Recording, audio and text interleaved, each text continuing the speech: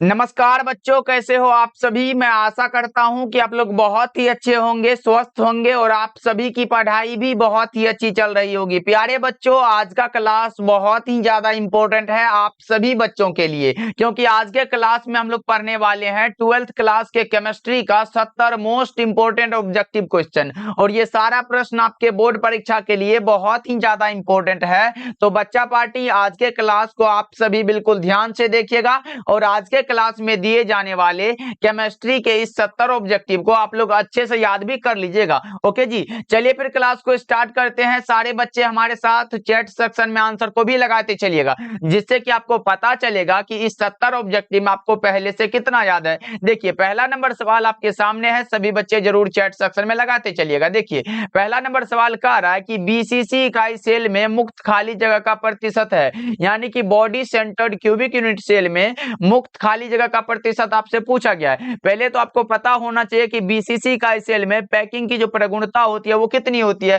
तो आपको पता होगा कि बीसीसी का सेल में पैकिंग की जो प्रगुणता होती है वो होती है 68%। आपको पता होना चाहिए। और भरा हुआ कितना होता है 68%। ये 100% में हमारा 68% भरा हुआ है, तो इसमें से घटा दो, हमारा 32% हो जाएगा। यही हमारा क्या है, तो खाली स्थान है, इसलिए करेक्ट आंसर हमारा ऑप्शन नंबर ए हो जाएगा। बिल्कुल सही जवाब है। अगर एचसीपी के लिए पूछे तो भरा हुआ 74 होता है और 100 में से आप क्या करोगे, 74 को घटा दोगे तो क्या हो जाएगा, या जो होगा वो आप लिख दोगे। ये 26% हमारा क्या होगा, ये खाली स्थान हो जाता है। ओके, चलिए अगले प्रश्न को देखते हैं। जो भी पूछे आप लोग लगा के जरूर आना। देखिए, दूसरा नंबर सवाल कह रहा है कि शॉर्टकी दोष के कारण ठोस का घनत्व क्या होता है। शॉर्टकी डिफेक्ट के कारण ठोस का घनत्व क्या होता है, घट जाता है। बच्चों, ऑप्शन नंबर बी आपका सही हो जाएगा। तो सारे बच्चे इसको याद रखिएगा, ये क्वेश्चन बहुत ही इंपॉर्टेंट है। चलिए तीसरा नंबर सवाल की ओर बढ़ते हैं। ये रहा आपके सामने, बता दो निम्नलिखित में कौन अक्रिस्टलीय ठोस है। बता दो निम्नलिखित में कौन सा है, यानी कि which of the following is an amorphous solid, कौन सा है बता दो आप लोग बच्चों।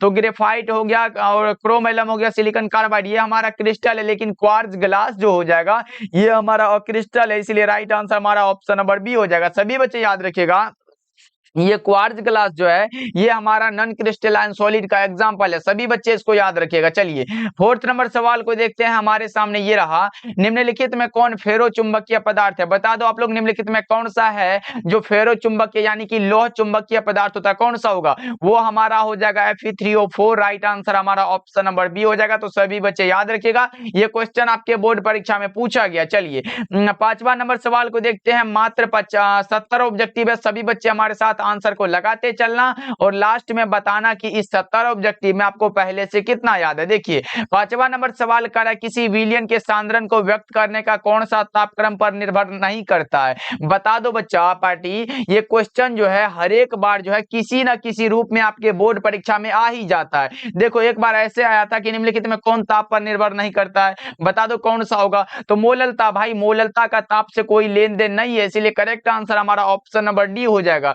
इसलिए सभी बच्चे याद रखिएगा, यहाँ ताप पर निर्भर नहीं करता, मतलब ताप से इसका कोई मतलब नहीं है। चलिए अगले प्रश्न को देखते हैं। 6 नंबर सवाल है हमारे सामने, विलियन के अनुसंख्यक गुणधर्म का उदाहरण है। बता दो कोलिगेटिव प्रॉपर्टी का एग्जांपल आपसे पूछा गया, कौन सा होगा। वो होगा हमारा क्वथनांक का उन्नयन, क्योंकि मैंने 4 बताया था, क्वथनांक का उन्नयन, हिमांक का अवनमन, प्रासरणी दाब और वाष्प दाब का आपेक्षिक अवनमन, ये 4 क्या है, तो कोलिगेटिव प्रॉपर्टीज का एग्जांपल है। चलिए अगले प्रश्न को देखते हैं। 7 नंबर सवाल है हमारे सामने, बता दो समुद्र जल का परिसारक दाब लगभग कितना होता है। कितना होता है, 30 एटीएम होता है। 30 एटीएम मतलब 30 एटमॉस्फेयर। ऑप्शन नंबर ए हमारा करेक्ट हो जाएगा। सभी बच्चे इसको याद रखिएगा। ओके, चलिए 8 नंबर सवाल कर रहा है आपके सामने है, CaNO3 होल ट्वाइस का वांट ऑफ गुणांक कितना होता है। बता दो, बहुत ही आसान है बच्चों, लगा दो क्या होगा इसका सही जवाब, फटाफट से आप लोग बता दो, बता दो सभी बच्चे।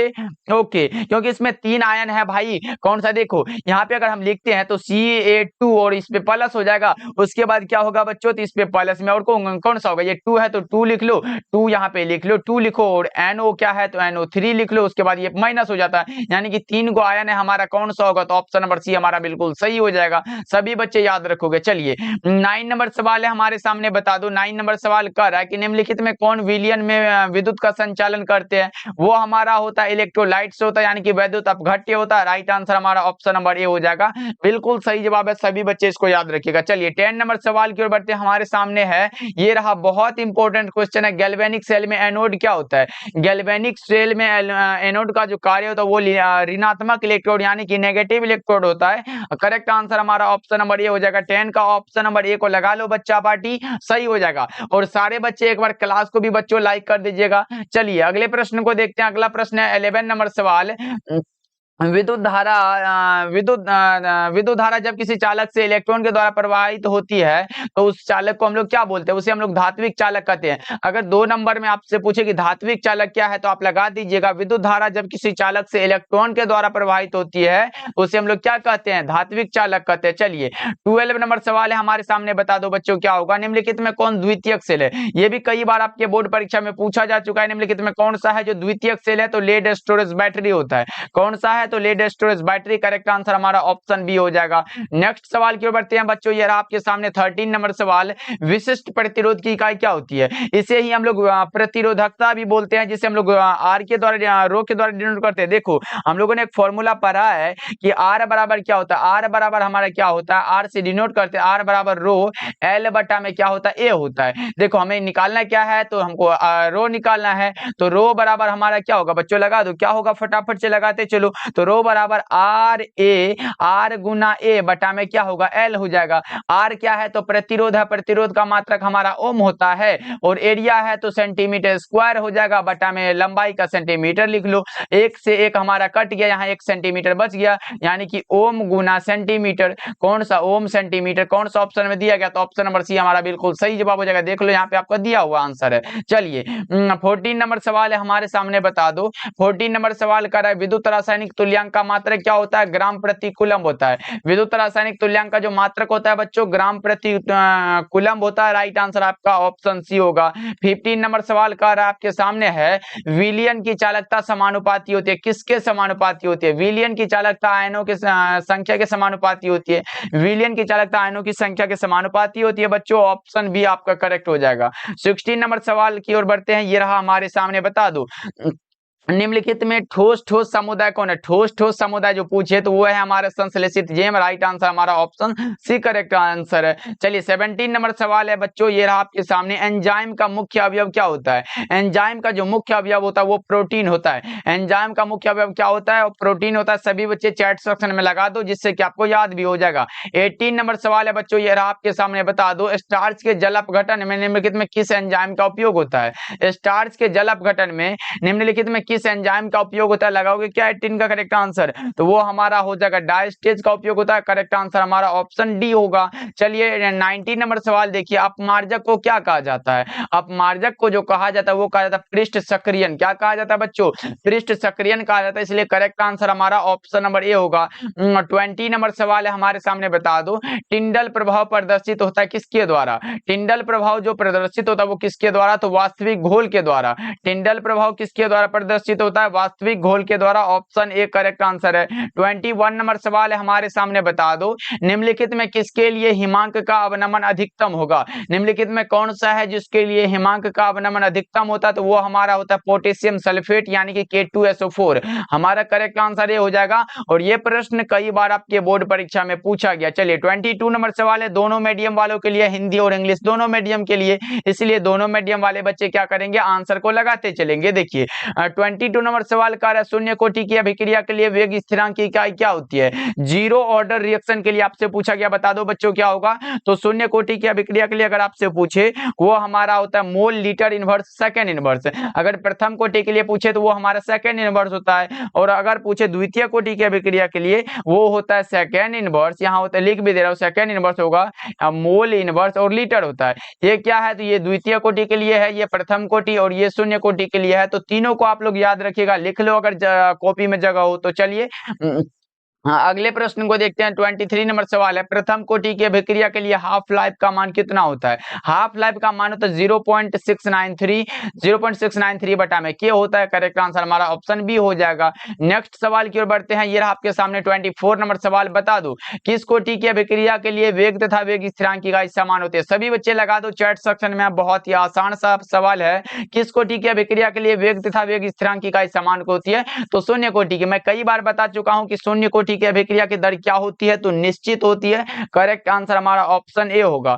अगले प्रश्न को देखते हैं। 25 नंबर सवाल है आपके सामने, बता दो सेल जो है जिसमें रासायनिक ऊर्जा विद्युत ऊर्जा में बदलता है उसे क्या कहते हैं? बता दो आप लोग। ऐसा सेल जिसमें रासायनिक ऊर्जा विद्युत ऊर्जा में बदलता है उसे हम लोग क्या बोलते हैं? तो बता दो क्या होगा 25 का करेक्ट आंसर। उसे हम लोग बोल देते हैं गैल्वेनिक सेल। क्या बोलते हैं? Galvanic cell. राइट आंसर हमारा ऑप्शन बी होगा। चलिए अगले प्रश्न को देखते हैं। 26 नंबर सवाल है, किसका ऑक्सीकरण विभव सबसे अधिक होता है? ऑक्सीकरण विभव जो सबसे अधिक होता है वो किसका होता है? बता दो। वो होता है मैग्नीशियम का। करेक्ट आंसर हमारा ऑप्शन नंबर डी होगा। चलिए अगले प्रश्न को देखते हैं। अगला प्रश्न हमारे सामने 27 नंबर सवाल है, आदर्श विलयन का निम्नलिखित में कौन सा गुण है? बता दो। बहुत ही आसान है लेकिन इंपॉर्टेंट बहुत है। बता दो आदर्श विलयन का निम्नलिखित में कौन सा गुण है? तो यह राउल्ट के नियम का पालन करता है, इसलिए करेक्ट आंसर हमारा ऑप्शन नंबर ए हो जाएगा। बिल्कुल सही जवाब है। राउल्ट का नियम यानी कि P बराबर जो होता है वो P बराबर यहाँ पे P बराबर KHX नहीं होता है, एक होता है P बराबर हमारा P नोट X होता है। ये हमारा राउल्ट का नियम है। लेकिन अगर ये एक आता है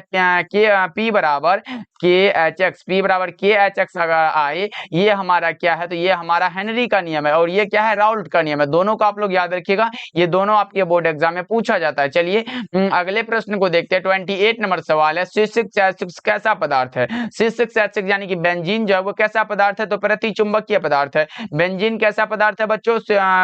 प्रतिचुंबकीय पदार्थ हो जाएगा। चलिए अगले प्रश्न को देखते हैं। 29 नंबर सवाल है आपके सामने है, बता दो निम्नलिखित में कौन धातु सामान्यतः मुक्त अवस्था में पाया जाता है? बता दो निम्नलिखित में कौन सा धातु है जो सामान्यतः मुक्त अवस्था में पाया जाता है? बता दो। बहुत ही आसान है, वो हमारा सोना होता है। कौन सा? बाबू सोना वाला सोना नहीं है, ये वो वाला सोना है, ये वाला। ऑप्शन नंबर बी हमारा करेक्ट हो जाएगा। चलिए 30 नंबर सवाल है हमारे सामने, बता दो। 30 नंबर सवाल कह रहा है कि निम्नलिखित में से किस धातु के निष्कर्षण के लिए साइनाइड विधि का उपयोग होता है? सिल्वर के लिए कौन सा? तो ऑप्शन नंबर बी में दिया गया सिल्वर। ऑप्शन नंबर बी आपका करेक्ट आंसर हो जाएगा। साइनाइड विधि द्वारा हम लोग सिल्वर प्राप्त करते हैं। अगले प्रश्न को देखते हैं। 31 नंबर सवाल है, अयस्क में उपस्थित अशुद्धि को क्या कहते हैं? गैंग या फिर इसी को हम लोग क्या बोलते हैं? अधात्री भी बोलते हैं। गैंग या फिर किस इसको क्या बोलते हैं? अधात्री बोलते हैं बच्चों। ऑप्शन नंबर बी को आप लोग लगा सकते हो। चलिए 32 नंबर सवाल है, हमारे सामने ऐसा प्रश्न आया कि निम्न में से वह लवण जो खनिजों में सबसे कम पाया जाता है, खनिजों में सबसे कम जो पाया जाता है वो कौन सा होता है? तो वो नाइट्रेट होता है। क्या होता है? नाइट्रेट होता है। राइट आंसर हमारा ऑप्शन नंबर डी होगा। इसका अगर सूत्र पूछे तो NO3 और माइनस इस पे रहता है। चलिए अगले प्रश्न को देखते हैं। अगला प्रश्न हमारे सामने 33 नंबर सवाल है, गैलेना किसका अयस्क होता है? लीड का अयस्क होता है। गैलेना लीड का अयस्क होता है यानी कि PB का। ऑप्शन नंबर बी हमारा सही जवाब है। अगले प्रश्न को देखते हैं। अगला प्रश्न 34 नंबर सवाल, हूप की विधि के द्वारा निम्नलिखित में किस धातु का शोधन होता है? हूप विधि द्वारा एल्यूमिनियम का शोधन होता है। करेक्ट आंसर हमारा ऑप्शन बी हो जाएगा। अगले प्रश्न को देखते हैं। अगला प्रश्न 35 नंबर सवाल, निम्नलिखित में कौन जिंक का अयस्क नहीं है? जिंक का अयस्क हमारा जिंक ब्लेंड होता है, कैलेमाइन भी होता है, जिंकाइट भी होता है, लेकिन ये बॉक्साइट तो एल्यूमिनियम का अयस्क है। ये किसका अयस्क है? तो यहाँ पे लिख भी दे रहा हूं, ये किसका अयस्क है? ये हमारा एल्यूमिनियम का अयस्क है। तो ये कैसे हो सकता है? इसीलिए याद रखिएगा ये एल्यूमिनियम का अयस्क है। नेक्स्ट सवाल की ओर बढ़ते हैं। 36 नंबर सवाल है, निम्नलिखित में कौन नाइट्रोजन का ऑक्साइड हंसाने वाला गैस कौन सा होता है? N2O होता है। सभी बच्चे को पता होगा N2O यानी कि नाइट्रस ऑक्साइड हो जाएगा। ये यहाँ नाइट्रोजन ऑक्साइड है, ये मत लगा देना, गलत हो जाएगा। अगले प्रश्न को देखते हैं। अगला प्रश्न है 37 नंबर सवाल, आवर्त सारणी में ग्रुप 16 में सल्फर के अलावा पाए जाने वाला कौन सा तत्व होता है? सल्फर के अलावा पाए जाने वाला कौन सा तत्व है? बता दो बच्चों क्या होगा? तो देखो मैं बता दूं, सल्फर के अलावा ऐसा होता है कि आवर्त सारणी में ग्रुप 16 में जो तत्व होता है वो होता है ऑक्सीजन होता है, सल्फर होता है, सेलेनियम होता है, टेल्यूरियम होता है और पोलोनियम होता है। बस इतना ही तो होता है। तो देख लो ना कौन सा। ऑक्सीजन हम लोगों को दिखाई दे रहा है, इसलिए करेक्ट आंसर हम लोग ऑप्शन नंबर ए को लगाएंगे। ऑक्सीजन के सिवा ये सोडियम, नाइट्रोजन, लोहा ये सब नहीं होता है उसमें। चलिए 38 नंबर सवाल है हमारे सामने, बता दो साधारण नमक का सूत्र क्या होता है? साधारण नमक NaCl। NaCl साधारण नमक का सूत्र है। अगले प्रश्न को देखते हैं। 39 नंबर सवाल है कि आवर्त सारणी के ग्रुप एक के तत्वों को किस नाम से जाना जाता है? ग्रुप एक के तत्वों को हम लोग क्षारीय धातु के नाम से जानते हैं। करेक्ट आंसर हमारा ये होगा, आवर्त सारणी में ग्रुप एक के तत्वों को क्षारीय धातु कहा जाता है।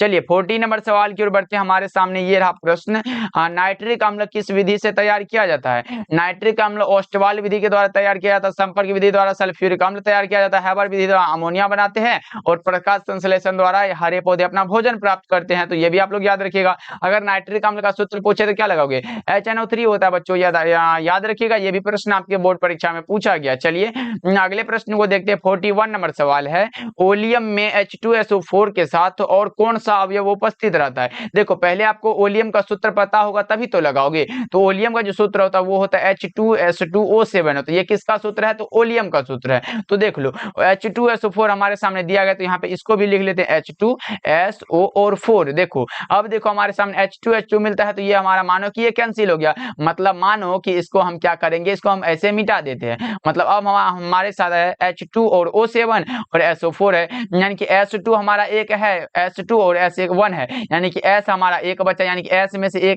एक बचा, और यहाँ 4 और 3 मतलब 7 होता है, यानी कि 3 ये बचा, यानी कि ऑक्सीजन कितना? तो 3 है। SO3 हमारा करेक्ट आंसर है। ऑप्शन नंबर बी हमारा करेक्ट हो जाएगा। सभी बच्चे याद रखिएगा। चलिए 42 नंबर सवाल है, HCl की खोज किसने की थी? बता दो आप लोग। हाइड्रोक्लोरिक अम्ल की खोज किसने किया था? तो यह क्या था? ग्लेबर साहब ने। ऑप्शन नंबर सी हमारा करेक्ट हो जाएगा।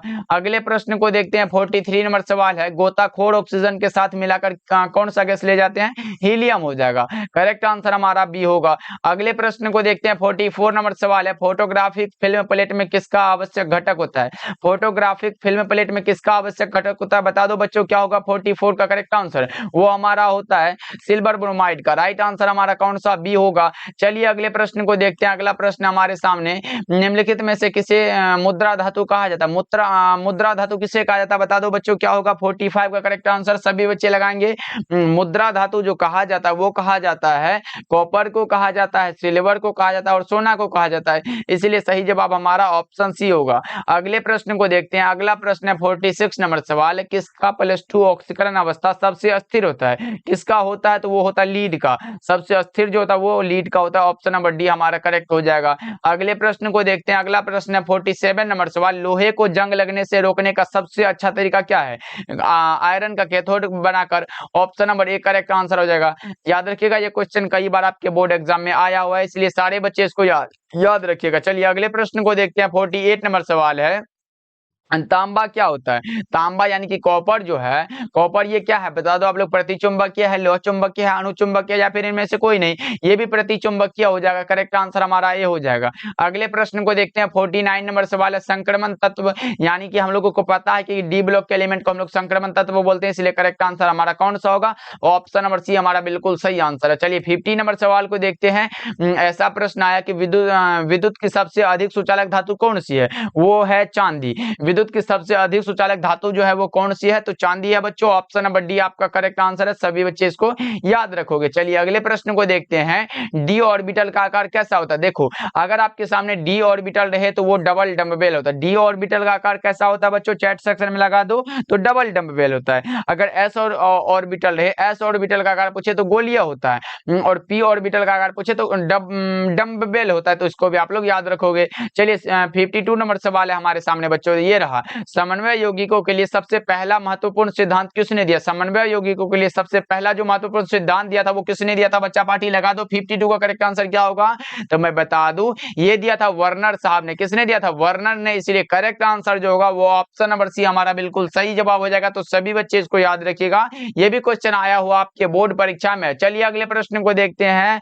अगला प्रश्न 53 नंबर सवाल है, K3 एफिशिएंट 6 है। एक K3 एफिशिएंट 6 क्या है बच्चों? लगा दो क्या होगा इसका सही जवाब? फटाफट से लगा दो। ये हमारा कोवेलेंट कंपाउंड है। क्या है बच्चों? कोवेलेंट कंपाउंड है, यानी कि उप सहसंयोजन यौगिक है। राइट आंसर हमारा ऑप्शन नंबर बी हो जाएगा। चलिए अगले प्रश्न को देखते हैं। अगला प्रश्न है 54 नंबर सवाल है, जिंक और जल के साथ क्लोरोफॉर्म के अवयव से प्राप्त कौन सा होता है? बता दो आप लोग। जिंक और जल के साथ क्लोरोफॉर्म के अवकरण से प्राप्त क्या होता है, वो मेथेन होता है। करेक्ट आंसर हमारा क्या होगा, ऑप्शन नंबर डी बिल्कुल सही जवाब हो जाएगा। सभी बच्चे इसको याद रखिएगा, ऑप्शन नंबर डी हमारा करेक्ट हो जाएगा। चलिए अगले प्रश्न को देखते हैं। 55 नंबर सवाल है, एल्कील हैलाइड का उपयोग निम्नलिखित में किसके निर्माण में होता है। एल्कील हैलाइड का जो उपयोग होता है वो किसके निर्माण में होता है, वो एल्केन के निर्माण में भी होता है, एल्कीन के भी निर्माण में होता है और एल्कोहल के निर्माण में भी होता है, इसलिए इनमें से सभी हमारा करेक्ट आंसर है। चलिए अगले प्रश्न को देखते हैं। 56 नंबर सवाल है, उष्मा और विद्युत का अच्छा चालक निम्नलिखित में कौन है। उष्मा और विद्युत का जो अच्छा चालक है वो कौन सा होता है, वो हमारा ग्रेफाइट होता है। क्या होता है, ग्रेफाइट होता है। करेक्ट आंसर हमारा ऑप्शन डी होगा।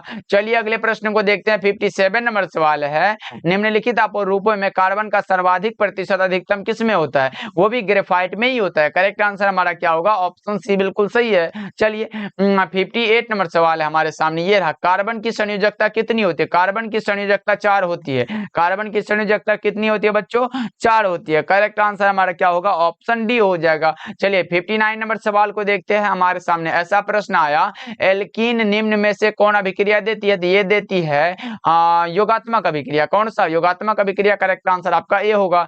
चलिए 60 नंबर सवाल को देखते हैं हमारे सामने, ये रहा, एल्कील हैलाइड और सोडियम धातु के बीच अभिक्रिया क्या कहलाती है, वुर्ज अभिक्रिया। क्या, वुर्ज अभिक्रिया। करेक्ट आंसर हमारा ऑप्शन नंबर ए सही जवाब है बच्चों, याद रखिएगा ये भी प्रश्न बहुत इंपॉर्टेंट है। और 2 नंबर में भी आता है कि वुर्ज अभिक्रिया को लिखिए, कोल्बे अभिक्रिया और क्लेमेंसन अभिक्रिया, इसको भी आप लोग बना लीजिएगा। चलिए 61 नंबर सवाल है आपके सामने, बता दो एल्कोहल में सक्रिय क्रियाशील मूलक कौन सा रहता है। एल्कोहल का पूछे तो एल्कोहल का हमारा ये है कार्बोक्सिलिक अम्ल का, ये है एल्डिहाइड का और ये है कीटोन का। तो हमारा पूछा गया एल्कोहल का, करेक्ट आंसर ये हो जाएगा।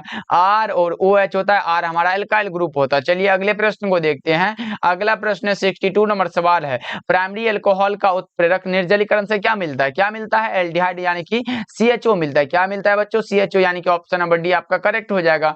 अगले प्रश्न को देखते हैं, कीटोन का क्रियाशील मूलक क्या होता है। कीटोन में फंक्शनल ग्रुप आपसे पूछा गया है, कीटोन का क्या होगा, अभी मैंने बताया ये हो जाएगा। करेक्ट आंसर हमारा ए होगा। ये एल्डिहाइड का है, ये कार्बोक्सिलिक अम्ल का है और ये एस्टर का है। चलिए अगले प्रश्न को देखते हैं। 64 नंबर सवाल है, कार्बोनिल समूह में कार्बन का परमाणु कैसा होता है, sp2 हाइब्रिडाइज्ड होता है। करेक्ट आंसर आपका ऑप्शन नंबर बी होगा। 65 नंबर सवाल है आपके सामने, बता दो कार्बन निम्नलिखित में से किसमें एस्टर बॉन्ड होता है, किसमें होता है, टेरिलिन में होता है। एस्टर बॉन्ड किसमें होता है, टेरिलिन में होता है। करेक्ट आंसर आपका ये होगा।